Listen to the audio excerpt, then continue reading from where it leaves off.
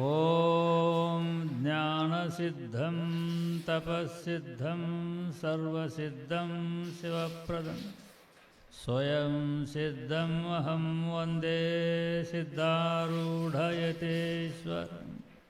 ಜಗದ್ಗುರು ಸಿದ್ಧಾರೂಢ ಮಹಾಸ್ವಾಮೀಜಿಯವರ ಚರಣಾರವಿಂದಗಳಿಗೆ ವಂದಿಸಿ, ಜಗದ್ಗುರು ಗುರುನಾಥಾರೂಢ ಮಹಾಸ್ವಾಮೀಜಿಯವರ ಚರಣಾರವಿಂದಗಳಿಗೆ ನಮಿಸಿ, ಸದ್ಗುರು ಶಿವಕುಮಾರೇಶ್ವರ ಮಹಾಸ್ವಾಮೀಜಿಯವರಿಗೆ ವಂದಿಸಿ, ಜ್ಞಾನ ವೇದಿಕೆಯಲ್ಲಿ ಅಲಂಕೃತರಾದ ಎಲ್ಲ ಮಹಾತ್ಮರಿಗೂ ಮಹತೆಯರಿಗೂ ನಮಿಸಿ, ಸದ್ಗುರುಗಳ ಸನ್ನಿಧಾನದಲ್ಲಿ ಸಮ್ಮಿಲಿತರಾಗಿ ಸದ್ಗುರುಗಳ ಮುಖಾಂತರ ಅಧ್ಯಾತ್ಮ ಜ್ಞಾನವನ್ನು ನೀವು ಸ್ವೀಕಾರ ಮಾಡಿ, ಅಂದರೆ ಶ್ರವಣ ಮಾಡಿ ಈ ಮಾನವ ಜನ್ಮವನ್ನು ಸಾರ್ಥಕ ಮಾಡಿಕೊಳ್ಳಬೇಕು ಎಂಬ ಅಪೇಕ್ಷೆಯಿಂದ ಬಂದಿರುವ ನಿಮ್ಮೆಲ್ಲರಿಗೂ ಧನ್ಯವಾದಗಳು.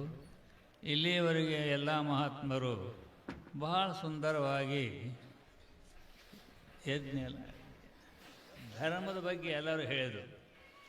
ಧರ್ಮ ಶ್ರೇಷ್ಠ, ಧರ್ಮೋ ರಕ್ಷತಿ ರಕ್ಷಿತಃ. ಯಾರು ಒಳ್ಳೆಯ ಶ್ರದ್ಧೆಯಿಂದ ಧರ್ಮಾಚರಣೆಯನ್ನು ನಾವು ಮಾಡಿದ್ದಾದರೆ ಆ ಧರ್ಮ ನಮ್ಮನ್ನು ರಕ್ಷಣೆ ಮಾಡುತ್ತದೆ. ನಮಗೆ ಯಥಾರ್ಥವಾದ ಜ್ಞಾನವನ್ನು ಅನುಗ್ರಹಿಸುವುದು ಮತ್ತು ಇಹಲೋಕದ ಸಕಲ ಭೋಗ ಭಾಗ್ಯ ಸಂಪದಾದಿಗಳನ್ನು ಅನುಗ್ರಹಿಸುವುದು ಅಷ್ಟೇ ಅಲ್ಲ, ಸ್ವರ್ಗಲೋಕಾದಿಗಳ ಪದವಿಯೂ ಕೂಡ ಬರ್ತದೆ. ತೇ ಪುಣ್ಯಮಾಸಾತ್ಯ ಸುರೇಂದ್ರ ಲೋಕಂ ಅಸ್ನಂತಿ ದಿವ್ಯಾನ್ ದಿವಿದೇವ ಭೋಗಾನ್ ಅಂತ ಶ್ರುತಿ ಹೇಳ್ತದೆ ವೇದ. ತೇ ಅಂದರೆ ಯಾರು ಅಂದರೆ ಬಹಳ ಶ್ರದ್ಧೆಯಿಂದ ಭಕ್ತಿಯಿಂದ ಧರ್ಮವನ್ನು ಅನುಷ್ಠಾನ ಮಾಡ್ತಾ ಇದ್ದಾರೋ ಅಂಥವರನ್ನು ಅಂತ್ಯಕಾಲದಲ್ಲಿ ಎಲ್ಲರೂ ಒಂದು ಜಾತಸ್ಯ ಧ್ರುವ ಮೃತ್ಯು, ಹುಟ್ಟಿದರೂ ಒಂದು ಸಾಯಬೇಕಲ್ಲ, ಪ್ರಾಣ ಹೋಗುವ ಸಮಯದಲ್ಲಿ ದೇವತೆಗಳು ಆ ಪುಣ್ಯಾತ್ಮನ ಪ್ರಾಣವನ್ನು ತಕ್ಕೊಳ್ಳೋಕೆ ಬರ್ತಾರಂತೆ. ಪ್ರಾಣ ಹೋಗುವ ಸಮಯದಲ್ಲಿ ಯಜ್ಞ, ಯಾಗ, ಹೋಮ, ಜಪ, ತಪ, ಅನ್ನದಾನ ಇಂಥ ಶ್ರವಣಾದಿಗಳ ಭಕ್ತಿಯಿಂದ ಮಾಡಿದಂಥ ಪುಣ್ಯಾತ್ಮರ ಅಂತ್ಯಕಾಲ ಅಂದರೆ ಮರಣ ಸಮಯದಲ್ಲಿ ಆ ಜೀವಾತ್ಮನನ್ನು ಕರ್ಕೊಂಡು ಹೋಗೋದಕ್ಕೋಸ್ಕರವಾಗಿ ದೇವತೆಗಳು ಬರ್ತಾರಂತೆ. ಏಹಿ ತಂ ಆಹುತಯ ಸುವರ್ಚಸ ಸೂರ್ಯಸ್ಯ ರಶ್ಮಿಭಿರ್ಯಜಮಾನಂ ವಹಂತಿ ಪ್ರಿಯಾಂ ವಾಚಮಭಿವದಂತಿ ಅಂಥೇಳಿ ಶ್ರುತಿ ಹೇಳ್ತದೆ ವೇದ. ಆ ಪುಣ್ಯವನ್ನು ಮಾಡಿರ್ತಕ್ಕಂಥವ್ರು ಈಗ ಯಜ್ಞ ಯಾಗಾದಿಗಳು ಇದರಿಂದ ಯಜ್ಞ, ಇದು ಏನು ಕುಂತು ಕೇಳಾಗತ್ತಲ್ಲ, ಇದು ಜ್ಞಾನ ಯಜ್ಞ. ಎಲ್ಲ ಯಜ್ಞಗಳಕ್ಕಿಂತಲೂ ಶ್ರೇಷ್ಠವಾದ ಯಜ್ಞ ಇದು. ಕೋಟ್ಯಾಂತರ ಹಣವನ್ನು ಖರ್ಚು ಮಾಡಿ ಯಜ್ಞವನ್ನು ಆಚರಣೆ ಮಾಡ್ತೇವಲ್ಲ, ಆ ಯಜ್ಞಾದಿಗಳಕ್ಕಿಂತ ಶ್ರೇಷ್ಠವಾದದ್ದಿದು. ಆ ಯಜ್ಞಗಳಿಂದ ದೇವಲೋಕ ಪ್ರಾಪ್ತಿ ಆಗ್ತದೆ ಅಷ್ಟೇ. ದೇವಲೋಕ ಏಹಿ ಅಂಥೇಳಿ ನಿಮ್ಮನ್ನು ಸ್ವಾಗತ ಮಾಡಿ ಕರ್ಕೊಂಡು ಹೋಗಿ ದೇವತೆಗಳು ದೇವಲೋಕಕ್ಕೆ ಇಂದ್ರಲೋಕಕ್ಕೆ ಕರ್ಕೊಂಡು ಹೋಗ್ತಾರೆ. ಪುಣ್ಯ ಮುಗಿತಾರೆ ಮತ್ತೆ ಇಲ್ಲೇ ಬರ್ಬೇಕು ನೀವು.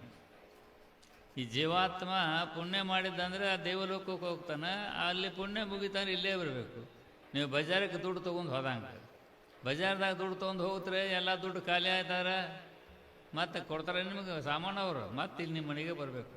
ಮನೆಗೆ ಬಂದ ತೊಗೊಂಡು ಹೋಗ್ಬೇಕಲ್ಲ. ಹಂಗೆ ಇಲ್ಲಿ ಯಜ್ಞ, ಯಾಗ, ಹೋಮ, ಜಪ, ತಪ, ಅನ್ನದಾನ, ವಿದ್ಯಾದಾನ, ವಸ್ತ್ರದಾನ ಮೊದಲಾದಂಥವುಗಳನ್ನು ಮಾಡಿ ಆ ಪುಣ್ಯದ ಪ್ರಭಾವದಿಂದ ಅಂತ್ಯಕಾಲದಲ್ಲಿ ಮರಣ ಹೋಗುವ ಸಮಯದಲ್ಲಿ ದೇವತೆಗಳು ನಿಮ್ಮ ದೇಹವನ್ನು ತಗೊಂಡೋಗ, ನಿಮ್ಮ ಪ್ರಾಣವನ್ನು ತಗೊಂಡೋಗ. ಅದಕ್ಕೆ ಏಹಿ ತಮ್ಮ ಆಹುತಯ ಅಂತಂದರೆ ಶ್ರುತಿ.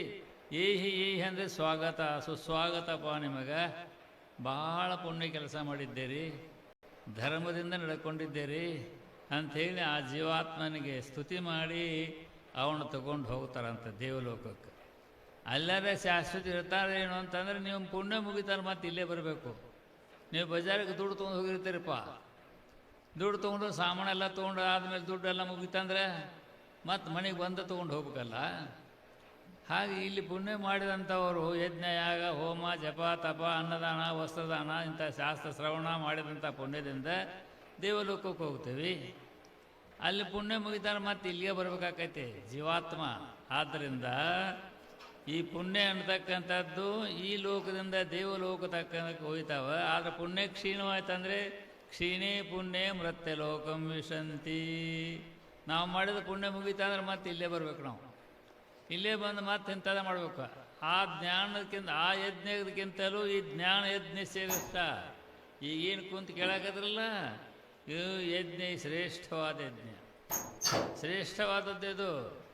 ಇದನ್ನು ಸದ್ಗುರುಗಳ ಮುಖಾಂತರವಾಗಿ ನಾವು ಯಥಾರ್ಥ ಜ್ಞಾನ ಮಾಡಿಕೊಂಡದ್ದಾದರೆ, ಪರಿಪೂರ್ಣವಾದ ಪರಬ್ರಹ್ಮದ ಯಥಾರ್ಥ ಸ್ವರೂಪ ಸಾಕ್ಷಾತ್ಕಾರ ನಾವು ಮಾಡಿಕೊಂಡ್ವಿ ಅಂದರೆ ಪುನರಾವೃತ್ತಿ ಇಲ್ಲ, ಪುನರಾವೃತ್ತಿ ಇಲ್ಲ, ಕೇವಲ ಆನಂದ ಸ್ವರೂಪನಂತ. ಅದಕ್ಕೋಸ್ಕರವಾಗಿ ನಾವು ಇಂಥ ಸದ್ಗುರು ಸನ್ನಿಧಾನಕ್ಕೆ ಬಂದ ಸದ್ಗುರುಗಳ ಸೇವಾದಿಗಳ ಮಾಡಿಕೊಂಡ ಅವರ ಮುಖಾಂತರ ಅಧ್ಯಾತ್ಮ ಜ್ಞಾನದ ಶ್ರವಣವನ್ನು ಮಾಡಿ ಜೀವಬ್ರಹ್ಮರ ಅಭೇದಾತ್ಮಕವಾದಂಥ ಜ್ಞಾನವನ್ನು ನಾವು ಮಾಡಿಕೊಂಡ್ವಿ ಅಂದರೆ ಜನನ ಮರಣಗಳ ರಹಿತ ಆಗ್ತೀವಿ. ಕೇವಲ ಆನಂದ. ಯಥಾ ನದ್ಯ ಸಂದಮಾನ ಸಮುದ್ರೇ ಅಸ್ತಂ ಗಚ್ಚಂತಿ ನಾಮರೂಪೇ ವಿಹಾಯ ತಥಾ ವಿದ್ವಾನ್ ನಾಮರೂಪಾದಿ ಮುಕ್ತ ಪರಾತ್ಪರಂ ಪುರುಷಮುಪೈತಿ ದಿವ್ಯಂ ಅಂತ ಶ್ರುತಿ ಹೇಳ್ತದೆ. ಹೇಗೆ ನದಿಗಳೆಲ್ಲವೂ ಹರಿತಾ ಹರಿತಾ ಹೋಗಿ ಸಮುದ್ರಕ್ಕೆ ಸೇರಿ ಸಮುದ್ರ ಆಗಿಬಿಡ್ತಾವೆ. ಅವು ಗಂಗಾ ಯಮುನಾ ಸರಸ್ವತಿ ಯಾವ ನಾಮನೂ ಇಲ್ಲ, ಏನೂ ಇಲ್ಲ.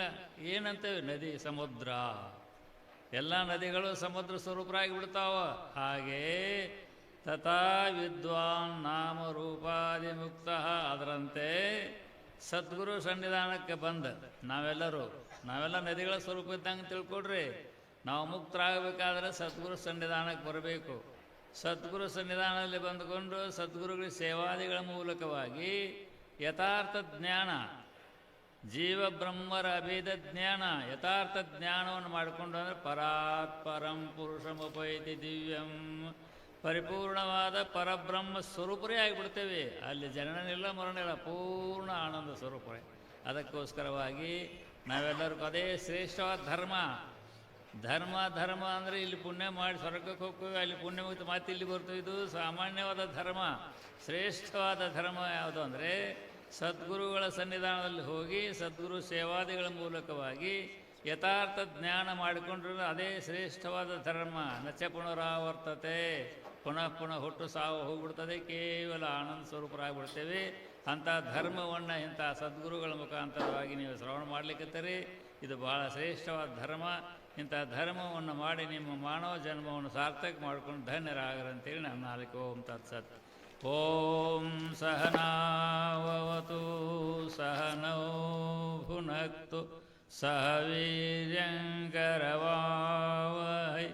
ತೇಜಸ್ವಿನಾವಧೀತಮಸ್ತು ಮಾ ವಿದ್ವಿಷಾವಹೈ.